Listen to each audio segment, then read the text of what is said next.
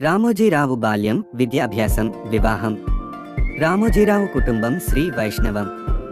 తల్లి చాలా భక్తిపరురాలు, ఆచారవంతురాలు కావడంతో చిన్నతనంలో ఇతనికి భక్తి, శుచి అలవడింది. లేకలేక పుట్టిన మగ సంతానం కావడంతో రామోజీ అంటే చాలా గారాబం. పెద్దక్క పెళ్లి చేసుకుని వెళ్లిపోయిన చిన్నక్క రంగనాయకమ్మతో సాన్నిహిత్యం ఉండేది.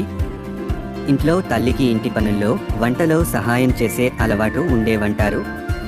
రామయ్య పేరు నచ్చకపోవడంతో ప్రాథమిక పాఠశాలలో చేరేప్పుడే రామోజీరావు అనే పేరును తనకు తానే పెట్టుకున్నారు. రామోజీరావు 1947లో గుడివాడలో పురపాలకోన్నత పాఠశాలలో 8వ తరగతిలో చేరి అప్పట్లో ఉన్న 60 ఫారం 1957లో పూర్తి చేశారు.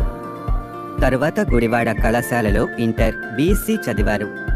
1961 ఆగస్టు 19న రామోజీరావుకు పెనమలూరుకు చెందిన తాతినేని వెంకట సుబ్బయ్య, వాణిదేవిల రెండవ కుమార్తె రమాదేవితో వివాహం జరిగింది.